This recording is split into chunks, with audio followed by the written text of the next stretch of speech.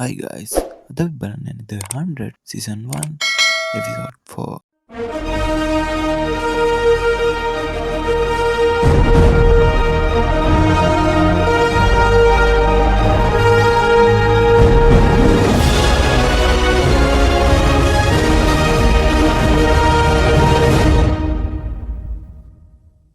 Episode එක පටන් ගත්තේ ක්ලාක් ඉන්නවා වෙල්ස්ගේ බොඩි එක වලලා දාලා එයා තනියම දුක් වෙවි. එතෙන්ට ෆින් ඇවිල්ලා කියනවා තනියම ඉන්න එපා ග්‍රවුන්ඩර්ස්ලා එන්න පුළුවන් කියලා. මේ වෙලාවේ ෆින් කොහෙන්ද ෆැන්සලක් හොයාගෙන ඒක දෙනවා ක්ලාක්ට. එලා ක්ලාක් කියනවා එයාට චූටි කාලේ වෙල්සුත් මේ වගේ දේවල් දුන්නලු චිත්ත අඳින්න පුළුවන් දේවල්. ඒ වගේම එයා කියනවා මගේ අම්මා තමයි තාත්තා ගැන කවුන්සිල් එකට කියලා තියෙන්නේ. ඒ හින්දා තමයි එයා මැරුණේ. තව කියනවා වෙල්ස් මට මේක හැංගුවේ මම අම්මත් එක්ක වෛර බෙදගනී කියලා. මට දැන් මේක අම්මට දැනෙන්න කියන්න පුළුවන් නම් වටිනවා කියලා. ක්ලක් මේ වෙලාවේ දෙයක් මතක් කළා එතන යනවා ෆින් අහනවා කොහෙද යන්නේ කියලා. අම්මට ඒක දනවන්න කියලා කියනවා. මේ වෙලාවේ උඩ පෙන්නනවා ක්ලාක්ගේ විස් බෑන්ඩ් එකේ සිග්නල් නැතුව යනවා. ක්ලක් එයාගේ විස් බෑන්ඩ් එක ගලවලා හේතුව එයාගේ අම්මට දඬුවමක් දෙන්න. මේ වෙලාවේ ඇපි කලබලින් එතනින් යනවා එයාගේ ගෝලයාට කියලා පහුගිය දවස් ටිකේ ක්ලාක්ගේ වයිටල් සිග්නල් ඔක්කොම ඇනලයිස් කරලා තියන්න කියලා. ක්ලාක්ගේ විස් බෑන්ඩ් එක ගැලවුවට ඒක වැඩ කරන මට්ටමේ තියාගන්න මොන්ඩිට පුළුවන් වෙලා තියෙනවා. ඉතින් මේක හරියට කරගත්තොත් එයාලට පුළුවන් කමියුනිකේට් කරන්න. මෙලා මොන්ඩි කියන්නේ රැවෙද්දි මට පුළුවන් වෙයි ආක් එකත් එක්ක කතා කරන්න පුළුවන් විදිහට මේක හදාගන්න. මේ වෙලාවේ කට්ටිය යාලා කැම්ප් එක ආරක්ෂාකාරී විදිහට හදාගෙන යන්නේ. එයා එක්කෙනෙක් බිම වැටෙනවා බෙලම කියනවා එයාට වතුර ටිකක් දෙන්න කියලා. ඊට පස්සේ මර්ෆි කරන්නේ එයාගේ ඇඟට චූ කරන එක. මේ වෙලාවේ ඔක්ටේවියා ජෙස්පත් එක්කගෙන එළියට පොඩ්ඩක් යන්න හදනවා. හැබැයි ජෙස්පර් පොඩ්ඩක් බයයි එයාට වුණ දේවලුත් එක්ක. මේ වෙලාවේ ඔක්ටේවියා කවුද ඇදලා ගන්නවා. ඊට පස්සේ ජෙස්පර් යනවා දුවගෙන ගිහලා බලන්න. හැබැයි එක්කෙනෙක් විහිළුවක් කරලා තියෙනවා. ඒ වෙලාවේ ජෙස්පර් වැටෙනවා. එයා දකිනවා එතන පීයකුයි ඇඟිලි වගේකුයි තියෙනවා. අපිට ආක් එක පෙන්වනවා. ඒකේ කේන් ඇබීගෙන් අහනවා ඔයා පහල නම් පාරම්ම ගිහිල්ලා තියෙනවා ඔයා මොකද පහල කරන්න කියලා. ඒ පොඩි වෛරස් එකක් තියෙනවා ඒක මං චෙක් කරන්න යන්නේ. ආයි මට මෙහි ලෙඩක් පෝ කරගන්න ඕනේ නැහැ කියලා. කේන් මේලා එන්න හදද්දී එයා කොහොම හරි ෂේප් කරගන්නවා. මොකද එයා આવොත් ඉවරයි. පහල අර රේවන් අර යානාව හදලා ඉන්නේ. ඇබී කියනවා ක්ලාක්ගේ සිග්නලුත් නැතුව ගියා කියලා. ඊට පස්සේ රේවන් කියනවා මම මේක ඉක්මනටම හදලා දෙන්නම් කියලා. ඊට පස්සේ ඇබී අහනවා කොහොමද ඒ කියලා. ඊට පස්සේ එයා කියනවා ඕක දන්නේ නැති තරමට හොඳයි කියලා. දැන් අර ඇඟිලි ටිකේ කතන්දරේ දන්නේ බෙලමි ඔක්ටේවියයි ජෙස්පයි ක්ලාකුයි විතරයි. ඒ වගේම මේ පීහිය යානේ තිබ්බ යකඩ වලින් හදපු එකක්. එයාලා දැන් කල්පනා කරනවා මේක කරේ ග්‍රවුන්ඩර්ස්ලා නෙමෙයි කියලා. ඒ වගේම එයාලා තීරණය කරනවා දැන් කවුරු හරි මිනිමරුවෙක් කැම්ප් එකේ ඉන්නවා කියලා. මේක කියන්න හදද්දී ක්ලාක් එළියට ගිහිල්ලා බෙලමියාව නවත්ත ගන්නවා. මේක කරේ ග්‍රවුන්ඩර්ස්ලා කියලා එයාලා දන්න හින්දා ඉක්මනට ආරක්ෂා වෙන්න කැම්ප් එක හදන හින්දා. මේ වෙලාවේ ක්ලාක් දැනගන්නවා මේ පීහිය කාගේද කියලා. මේ පීහිය මර්ෆිගේ. මොකද ඒකේ JM කියලා ගහන තියෙනවා. ඒ කියන්නේ ජෝන් මර්ෆි. මේ වෙලාවේ ක්ලාක් ඇවිල්ලා අහනවා උඹ මොකද්ද මේ කළේ කියලා.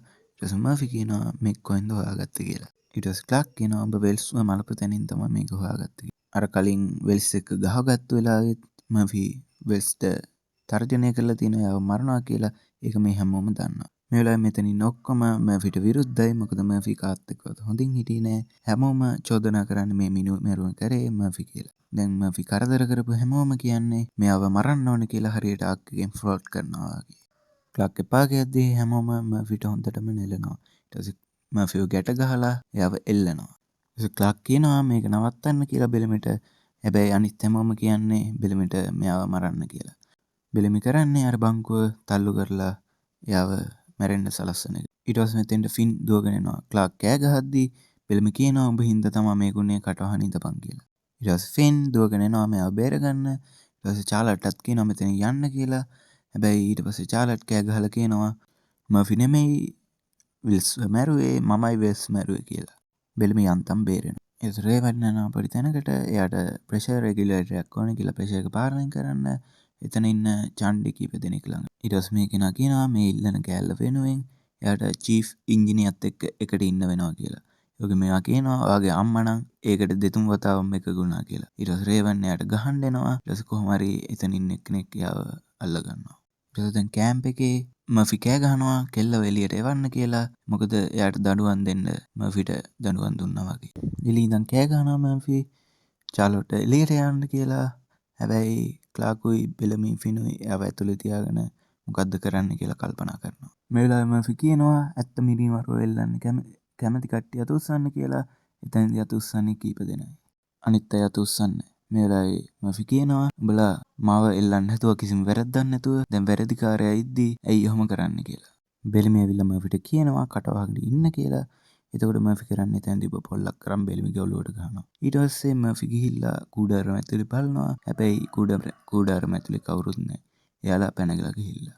මේ වෙලාවේ ඇබීව හම්බෙන්න ඇවිල්ලා ඉන්නවා රේවන්. එයාව ඇතුලට එක්කගෙන යනවා. එලා ඇබී කියනවා එළියේ ඉන්න කට්ටියන්ට ඔක්සිජන් මදි වීගෙන එන්නේ. ඒකයි ඒ කට්ටිය ඇවිල්ලා ඉන්නේ කියලා. මේ වෙලාවේ රේවන් කියනවා නයිජිල් ළඟ ඒක ඇල්ල තියෙනවා කියලා. ඊට පස්සේ ඇබී කියනවා මේක මම බලා ගන්නම් කියලා. ඇබී නයිජිල් හම්බෙනවා. එයා තමා කෑම සලාක් විදිහට දෙන්නේ. ඊට පස්සේ ඇබී මෝෆින් දීලා එයාගෙන් ප්‍රෙෂර් රෙගියුලේටර් එක ඉල්ල ගන්නවා. ෆිනෝයි ක්ලාකුයි චාර්ලොට් එක්කන් එළියට යනවා. මේ වෙලාවේ චාර්ලොට් ක්ලාක්ගේ අතින් අල්ලනවා. ක්ලාක් චාර්ලොට්ට බයිනවා ඔබ කරපු වැරද්දට සමාව දුන්නේ නැහැ කියලා. ෆින් කියනවා එයා තාම ළමෙක් කියලා. ක්ලාක් කියන්නේ එයා මිනිමරුවෙක් කියලා. ඒ වගේම එයා කියනවා උඹට කාවත් මරන්න බෑ හිතේ සහනයක් ලැබෙන්න කියලා. මේ වෙලාවේ ෆින් හොයාගෙන පහලට බහින්න පුළුවන් තැනක්. ඊට පස්සේ එයා අර දෙන්නව බස්සගෙන එයා ඒක වහගන්නවා. මේක කවුරු හරි අවුරුදු 100කට කලින් කෑම එකතු කරලා සර්ව් වෙන්න හදාගත්තු තැනක්. ඒ වගේම ඒ කට්ටිය කතා වෙනවා මෙතන අපිට ගන්න දෙයක් නැහැ. මොකද ඒ කෑම බීම අවුරුදු 90කට කලින් එක්ස්පයර් වෙලා කියලා. ෆිල්ම් එක ඇතුලින් තමයි ෆෑන්ස් අල්ලන්න මනම් හොයාගෙන තියෙන්නේ. ඒ වගේම මේගොල්ලෝ කතා වෙනවා මේගොල්ලොන්ට කවදාවත් මේකට එන්න බැරි වෙලා මේගොල්ලෝ එන්න කලින් බෝම්බ ඔක්කොම පුපුරලා කියලා. ඊට පස්සේ ක්ලාක් කියනවා මොකද එහෙම වෙච්ච එකත් හොඳා. මේක ඇතුලේ උපරිම ඕනනම් අවුරුදු 5ක් අයක් ඉඳී ඊට පස්සේ කෑම ඉවර වෙලා මේගොල්ලන්ට එළියට යන්නත් බෑ. පිස්සු වැදිලා විකාරයක් කළා මැරිලා යන්න තමයි වෙන්නේ කියලා. ඒ වගේම ක්ලාක් කියනවා මම මර්ෆිට චෝදනා කරපු වැරදි. ඒ හින්දා තමයි මේ ඔක්කොම වුනේ කියලා. ඒ වගේම මේගොල්ලෝ කතා වෙනවා මෙයාට උදව් කරපු එකට මර්ෆි අපිව මරන්න කලින් අපි මොකක් හරි ක්‍රමයක් හොයාගන්න ඕනේ කියලා. චාර්ලොට් මේක අහගෙන ඉන්නේ. කොහොම හරි ඇබී රෙවන්ට ගෙනල්ලා දෙනවා ප්‍රෙෂර් රෙගුලේටර් එක. අපිට ලොකු වෙලාවක් නැහැ. මේ අතරතුර කේන් ඇවිල්ලා ඉන්නවා අර නයිජිල් කියලා ගෑනු කෙනාව හම්බෙන්න.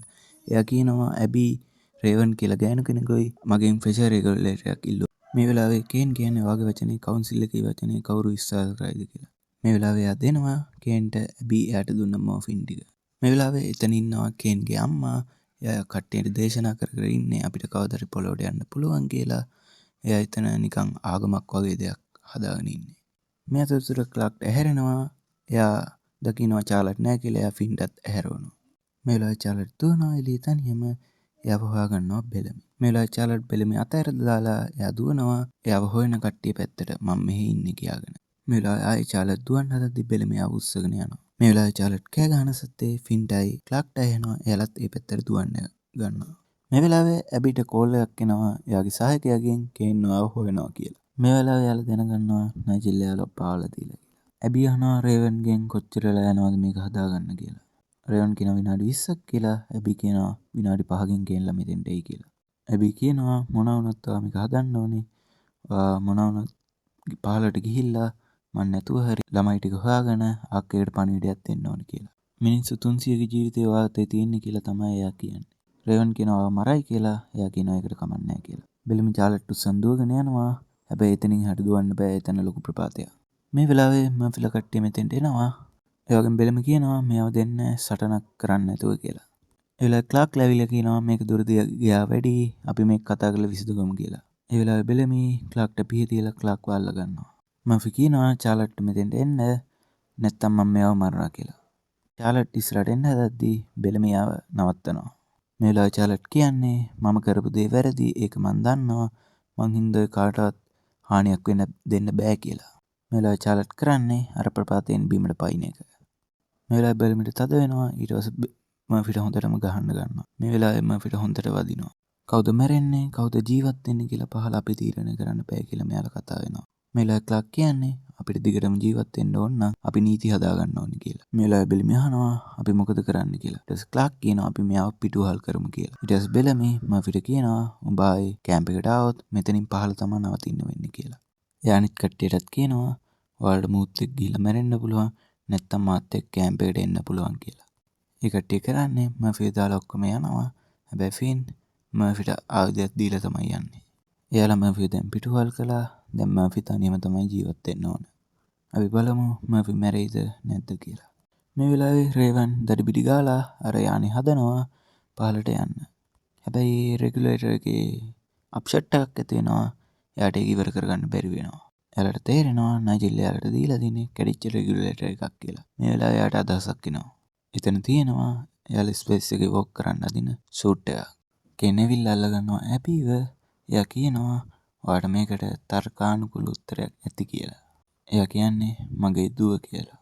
කෙන් කියනවා මට කනගාටුයි මං දන්නවා මොකක්ද උනේ කියලා. ඇබි කියනවා මම තාමත් විශ්වාස කරනවා කියලා. කෙන් අහනවා රෙගුලේටර් එක මොකටද ගත්තේ කියලා. මෙලා රේවන් එයාගේ රෙගුලේටර් එක කැඩලා තියෙද්දි එයා ස්පේස් සූට් එක දාගෙන පාරට යන්නයි හදන්නේ. ෆින් කියනවා ක්ලාක් වගේ දුව ඒ වගේම ෆින් කියන්නේ රේවන්ගේ බොයිෆ්‍රෙන්ඩ් මොකටද ඔයාලා ලෑස්ති වෙන්නේ කියලා අහනවා. ඇබි මුකුත් කියන්නේ නැහැ. ඇබි කියන්නේ අපි හදන්නේ අපි හැමෝම බේරගන්න කියලා. කෙන් ගාඩ් කෙනෙකුට කියනවා ඇබිව ඇරස් කරලා රේවන් හොයන්න කියලා. මේ වෙලාවේ මේගොල්ලන්ට සද්දයක් එනවා. අර පොට් එක අරන් පහලට ගියා. එයා දැන් ආක් එකේ නැහැ. කෙන් ඇබිගෙන් අහනවා ඔයා මොකද්ද මේ කළේ කියලා. ඇබි කියන්නේ අපි ඇත්ත දැනගන්න ඕනේ කියලා. බෙලමී ක්ලාකුයි ඇවිල්ලා පහළ වුණු සිද්ධිය කියනවා. කට්ටියන් අහන ප්‍රශ්න මොනවද තියෙනවා කියලා. කට්ටිය නැහැ කියලා යනවා. මේ වෙලාවේ රේවන් පහලට කඩාගෙන වැටෙනවා. රෙගුලේටර් හරියට හරිනේ. මේ අතරතුර අර බ්‍රේස්ලට් එක හදාගන්න උත්සාහ කරන මොන්ටි මේකේ මොස් කෝඩ් යවන්න පුළුවන් කියනවා.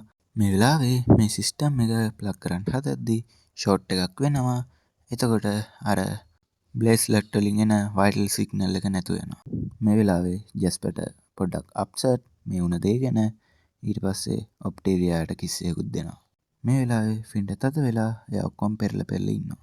ක්ලක් කියන්නේ අපිට බලාපොරොත්තුව තියෙනවා තව. ඊට ෆින් කියන්නේ දැන් ඔක්කොම හිතන්න අපි මැරිලා කියලා. කොහොම හරි මේ වෙලාවේ ක්ලාකෝයි ෆිනෝයි වෙන වැඩක් පටන් ගන්නවා. ෆින්න සනසන්න ගිය එක පොඩ්ඩක් දුර දිග ගියා වගේ. මේ අතරතුර එයාගේ ගර්ල්ෆ්‍රෙන්ඩ් ජීවිතේ පරදුවර තියලා පාලට එන ගමන් එන්නේ එයාව බලන්න.